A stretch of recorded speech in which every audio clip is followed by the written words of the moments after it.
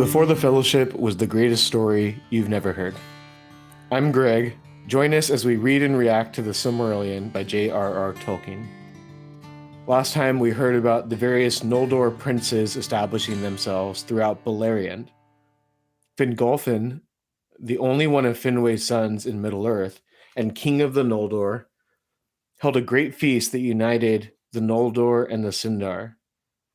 Ulmo warned Turgon and Finrod to prepare against an assault from Morgoth. Morgoth tested the strength of the Noldor and Sindar by sending armies south from Angband. The Noldor won a decisive victory in Dagor Aglareb, the glorious battle. Fingon drove back the first fire drake, and the strength and valor of the Noldor grew. Though they were unable to take Angband or the Silmarils, they and the Sindar prospered in an age of relative peace. Today we'll read chapter 14 of Quenta Silmarillion, which is found on page 118 of the second edition. Hello, this is Cameron. Just a little prelude to this upcoming episode. I would recommend getting out your Silmarillion second edition. On page 121 is a map you can follow along with. If you want a more interactive map, check out arda-maps.org. So if you search Arda or map of Arda in Google, it'll be the very first thing that comes up. It's arda-maps.org. And it's in the first age. So if you go to the first age and you zoom into Beleriand, I'm zoomed in about 12 times. So if you zoom in 12 times, you get a nice view of everything we're talking about. You can kind of move around as we're talking. I think it'll be a big help. Check out arda-maps.org, and I hope you enjoy it. Of Beleriand and its realms. This is the fashion of the lands into which the Noldor came in the north of the western regions of Middle-earth, in the ancient days. And here also is told of the manner in which the chieftains of the Eldar held their lands and the leaguer upon Morgoth after the Dagor Aglareb, the third battle in the Wars of Beleriand. In the north of the world, Melkor had in the ages past reared arid Engreen, the Iron Mountains, as a fence to his citadel of Utumno, and they stood upon the borders of the regions of everlasting cold, in a great curve from east to west. Behind the walls of arid Engreen in the west, where they bent back northwards, Melkor built another fortress, as a defense against assault that might come from Valinor. And when he came back to Middle-earth, as has been told, he took up his abode in the endless dungeons of Angband, the hells of iron. For in the war of the powers of the Valar, in their haste to overthrow him in his great stronghold of Utumno, did not wholly destroy Angband, nor search out all its deep places. Beneath arid Engreen, he made a great tunnel, which issued south of the mountains, and there he made a mighty gate. But above this gate, and behind it even to the mountains, he piled the thunderous towers of Thangorodrim, that were made of the ash and slag of his subterranean furnaces, and the vast refuse of his tunnelings. They were black and desolate, and exceedingly lofty, and smoke issued from their tops, dark and foul upon the northern sky. Before the gates of Angband, filth and desolation spread southward for many miles over the wide plain of Ard Galen. But after the coming of the sun, rich grass arose there. And while Angband was besieged and its gates shut, there were green things even among the pits and broken rocks before the doors of hell. To the west of Thangorodrim lay Hisalome, the land of mist, for so it was named by the Noldor in their own tongue, because of the clouds that Morgoth sent thither during their first encampment. Hithlum it became in the tongue of the Sindar that dwelt in those regions. It was a fair land while the siege of Angband lasted, although its air was cool and winter there was cold. In the west, it was though its air in the west it was bounded by Aran Lomin, the echoing mountains that marched near the sea, and in the east and south by the great curve of arid Wethrin, the shadowy mountains that looked across Ard Galen and the Vale of Sirion. Fingolfin and Fingon, his son, held Hithlum, and the most part of Fingolfin's folk dwelt in Mithrim above the shores of the Great Lake. To Fingon was assigned Dor Lomin, that lay to the west of the mountains of Mithrim, but their chief fortress was in Aethel Sirion, in the east of arid Wethrin, whence they kept watch upon Ard Galen, and their cavalry rode upon the plain, even to the shadow of Thungorodrim. For from few their horses had increased swiftly, and the grass of Ard Galen was rich and green. Of those horses, many of the sires came from Valinor, and they were given to Fingolfin by Maedhros in atonement of his losses, for they had been carried by ship to Losgar. West of Dorlomin, beyond the echoing mountains, which south of the Firth of Drengist marched inland, lay Nevrast, that signifies the hither shore in the Sindarin tongue. That name was given at the first to all the coastlands south of the Firth, but afterwards only to the land whose shores lay between Drengist and Mount Taras. There for many years was the realm of Turgon, the wise, the son of Fingolfin, bounded by the sea and by arid Lomin, and by the hills which continued the walls of arid Wethrin westward, from Irvin to Mount Taras, which stood upon a promontory.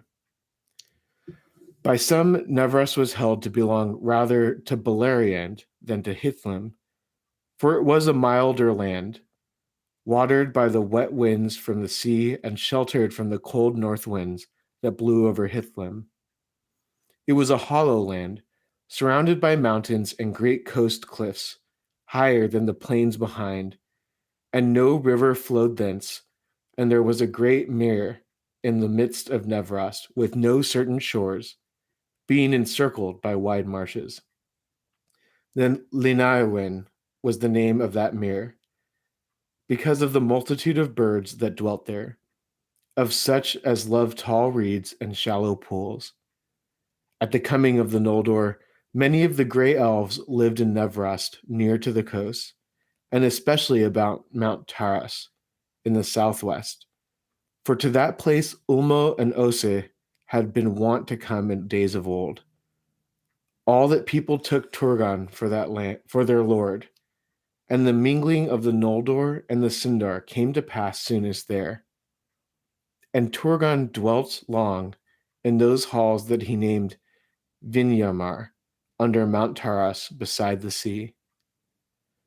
South of Ard Galen, the great highland named Dorthonion stretched for 60 leagues from west to east. Great pine forests it bore, especially on its northern and western sides. By gentle slopes from the plain it rose to a bleak and lofty land, where lay many tarns at the feet of bare tors, whose heads were higher than the peaks of arid Wethrin. But southward, where it looked toward Doriath, it fell suddenly in dreadful precipices. From the northern slopes of Dorthonion, Angrad, and Egnor, sons of Finarfin, looked out over the fields of Ard Galen, and were the vassals of their brother Finrod, lord of Nargothrond. Their people were few, for the land was barren, and the great highlands behind were deemed to be a bulwark that Morgoth would not lightly seek to cross. Between Dorthonion and the shadowy mountains, there was a narrow vale whose sheer walls were clad with pines, but the vale itself was green, for the river Sirion flowed through it, hastening towards Beleriand. Finrod held the pass of Sirion, and upon the isle of Tol Sirion, in the midst of the river, he built a mighty watchtower, Minas Tirith. But after Nargothrond was made, he committed that fortress mostly to the keeping of Orodreth, his brother. Now, the great and fair country of Beleriand lay on either side of the mighty river Sirion, renowned in song, which rose at Aethel Sirion and skirted the edge of Ardgalen ere he plunged through the pass, becoming even fuller with the streams of the mountains. Thence he flowed south for 130 leagues, gathering the waters of many tributaries, until with the mighty flood he reached his many mouths and sandy delta in the Bay of Balar. And following Sirion from north to south, there lay upon the right hand in West Beleriand the forest of Brethil, between Sirion and Teiglin, and then the realm of Nargothrond, between Teiglin and Narog.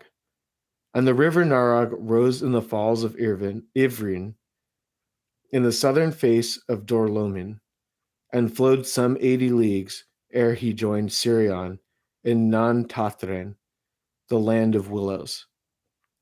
South of Nan Tathrin was a region of meads filled with many flowers, where few folk dwelt, and beyond lay the marshes and isles of reed about the mouths of Sirion, and the sands of his delta, empty of all living things save birds of the sea.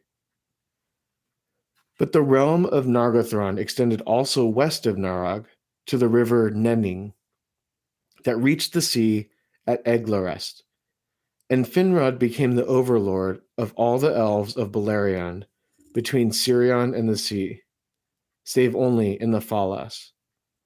There dwelt those of the Sindar who still loved ships, and Círdan, the shipbuilder, was their lord. But between Círdan and Finrod there was friendship and alliance, and with the aid of the Noldor, the havens of Brithomar and Eglarest were built anew. Behind their great walls they became fair towns, and harbors with quays and piers of stone. Upon the cape west of Eglarest, Finron raised the tower of Barad Nimras to watch the western sea, though needlessly as it proved. For at no time ever did Morgoth essay to build ships or to make war by sea. Water all his servants shunned, and to the sea none would willingly go nigh, save in dire need. With the aid of the elves of the havens, some of the folk of Nargothrond built new ships, and they went forth and explored the great isle of Balar, thinking there to prepare a last refuge, if evil came. But it was not their fate that they should ever dwell there. Thus, the realm of Finrod was the greatest by far, though he was the youngest of the great lords of the Noldor. Fingolfin, Fingon, and Maedhros, and Finron Felagund. But Fingolfin was held overlord of all the Noldor, and Fingon after him, though their own realm was but the northern land of Hithlum. Yet their people were the most hardy and valiant, most feared by the orcs, and most hated by Morgoth. Upon the left hand of Sirion lay East Beleriand at its widest, 100 leaguers from Sirion to Gelion, and the borders of Osiriand. And first, between Sirion and Mindeb, lay the empty land of Dimbar under the peaks of Chrysaegrim, abode of eagles. Between Mindeb and the upper waters of Esgalduin lay the no land of Non Dungorotheb, and that region was filled with fear, for upon its one side the power of Melian forced the north march of Doriath, but upon the other side the sheer precipices of arid Gorgoroth, mountains of terror, fell down from high Dorthonion. Thither, as was earlier told, Ungoliant had fled from the whips of the Balrogs, and there she dwelt a while, filling the ravines with her deadly gloom. And there still, when she had passed away, her foul offspring lurked, and wove their evil nets, and the thin waters that spilled from arid Gorgoroth were defiled and perilous to drink, for the hearts of those that tasted them were filled with shadows of madness and despair. All living things else shunned that land, and the Noldor would pass through Non-Dungortheb only at great need by paths near to the border of Doriath and furthest from the haunted hills. That way was made long before, in the time ere Morgoth returned to Middle-earth, and if one fared upon it, he came eastwards to Escalduin, where still there stood in the days of the siege the stone bridge of J.R.R. Thence he passed through Dor Dinan, the silent land, and crossing the Arosiach, which signifies the fords of Aros, he came to the north marches of Beleriand, where dwelt the sons of Fëanor. Southward lay the guarded woods of Doriath, abode of Thingol, the hidden king, into whose realm none passed saved by his will.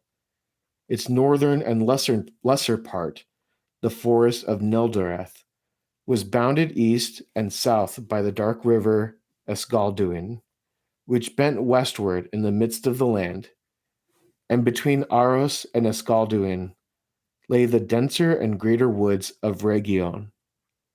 Upon the southern banks of Escalduin, where it turned westward toward Sirion, were the caves of Menegroth, and all Doriath lay east of Sirion, save for a narrow region of woodland between the meeting of Teiglin and Sirion, and the meres of Twilight. By the people of Doriath, this wood was called Nivrim, the West March.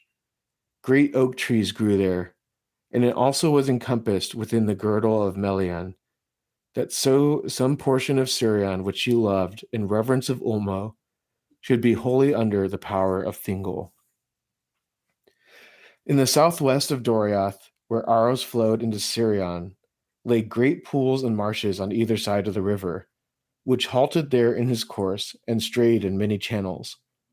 That region was named Ailin Uial, the Twilight Meres, for they were wrapped in mists, and the enchantment of Doriath lay over them. Now all the northern part of Beleriand sloped southward to this point, and then for a while was plain, and the flood of Sirion was stayed. But south of Ailin Uial, the land fell suddenly and steeply, and all the lower fields of Sirion were divided from the upper fields by this fall, which to one looking from the south northward appeared as an endless chain of hills, running from Eglarast beyond Narog in the west to Amon Arab in the east, within far sight of Gelion.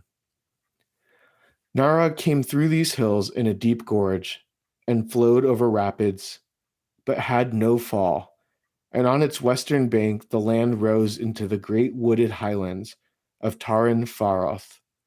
On the west side of this gorge, where the short and foaming stream of Ringwil tumbled headlong into Narog from the high Faroth, Finrond established Nargothrond.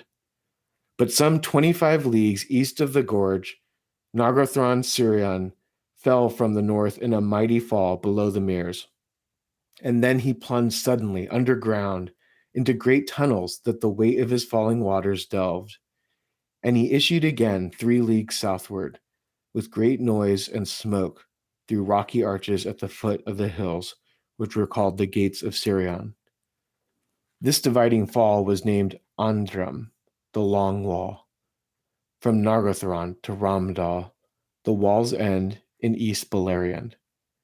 But in the east it became ever less sheer, for the Vale of Gelion sloped steadily southward, and Gelion had neither fall nor rapids throughout his course, but was ever swifter than was Sirion. Between Ramdal and Gelion there stood a single hill of great extent and gentle slopes, but seeming mightier than it was, for it stood alone. And that hill was named Amon Arab. Upon Amon Arab died Denethor, lord of the Noldor that dwelt in Osirion, who marched to the aid of Thingol against Morgoth in those days when the orcs first came down in force and broke the starlit peace of Beleriand.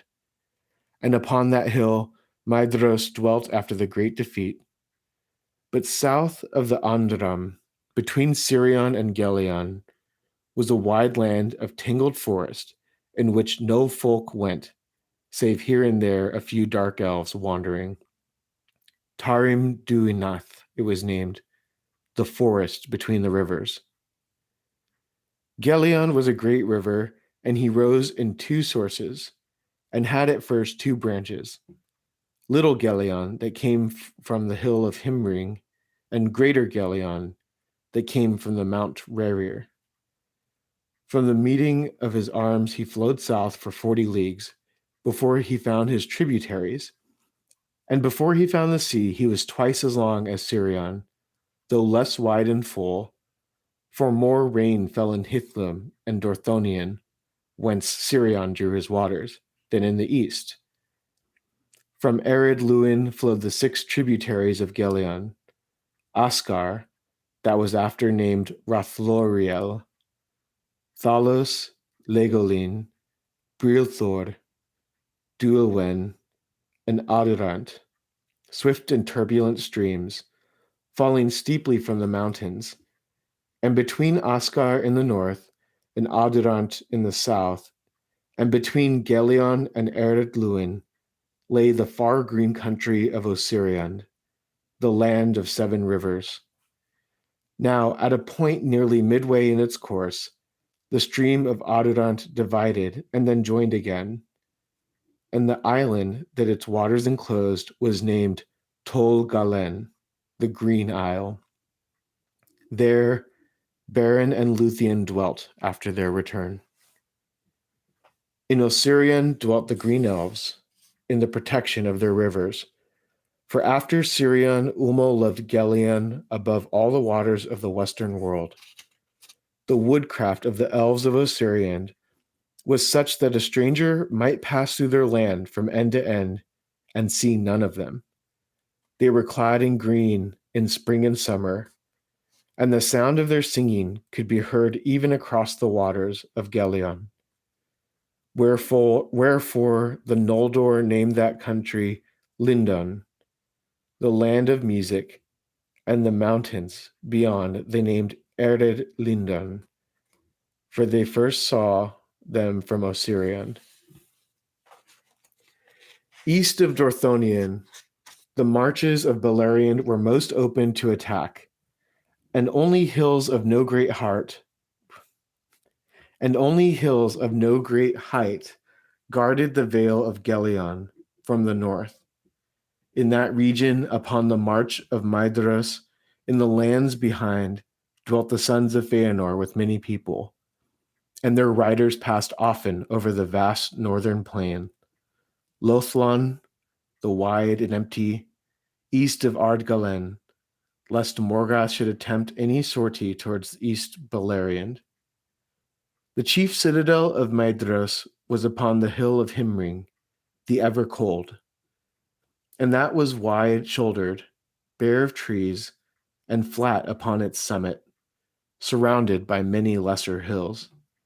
Between Himring and Dorthonion there was a pass exceeding steep upon the west, and that was the pass of Aglon, and was a gate unto Doriath, and a bitter wind blew ever through it from the north.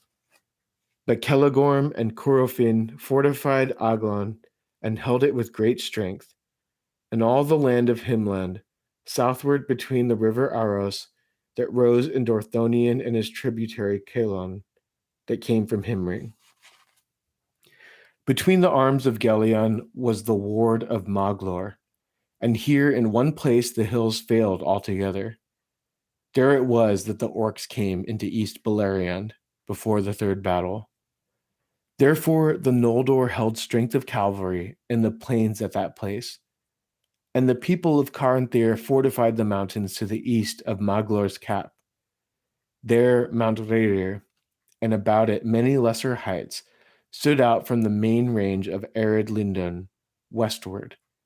And in the angle between Rerir and Ered Lindon there was a lake, shadowed by mountain, on all sides save the south. That was Lake Helavorn, deep and dark, and beside it Caranthir had his abode. But all the great land between Gelion and the mountains, and between Rhaerir and the river Askar, was called by the Noldor Thargelion, which signifies the land beyond Gelion, or Dor Caranthir, the land of Caranthir. And it was here that the Noldor first met the dwarves. But Thargelion was before called by the Grey Elves Talith Runen, the East Vale. Thus the sons of Feanor under Maedhros were the lords of East Beleriand, but their people were in that time mostly in the north of the land, and southward they rode only to hunt in the green woods.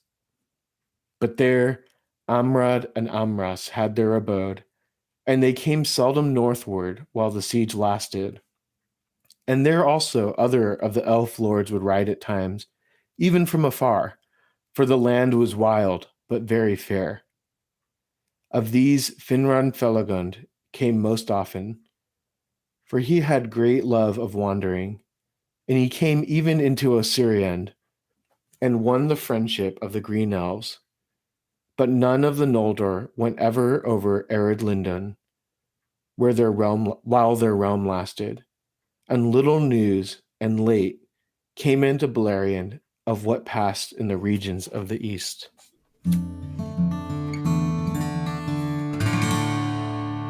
So, in summary,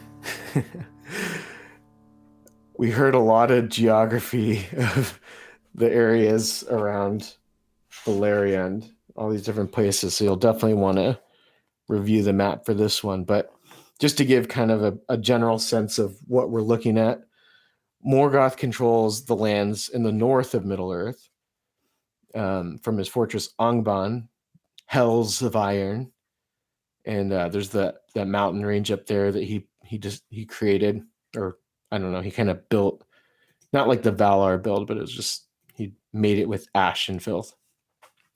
Hithlum is the region just northwest of Beleriand and southwest of Angband, and it's ruled by Fingolfin, who's the king of the Noldor, and Fingon, his son. Directly east across the river Sirion are the fields of Ardgalen, which separate Hithlum and Beleriand from Morgoth, his territory in the north. Directly south of that is Dorthonion, where Angrad and Agnor, sons of Finarfin, rule. And the river Sirion separates East Beleriand from West Beleriand.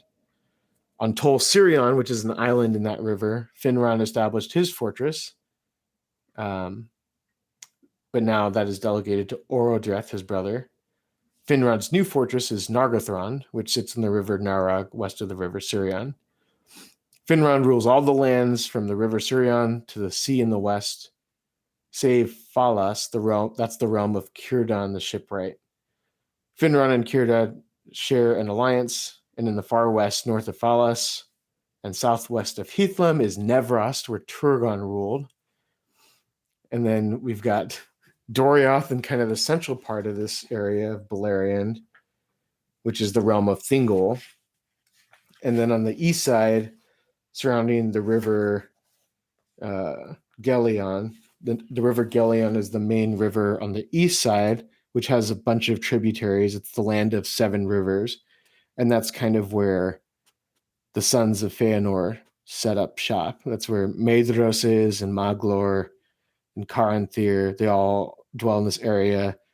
The northern part of this area surrounding the river Gelion, there's also the Green Elves over there, because that's kind of where Beleriand meets up with Osiriand.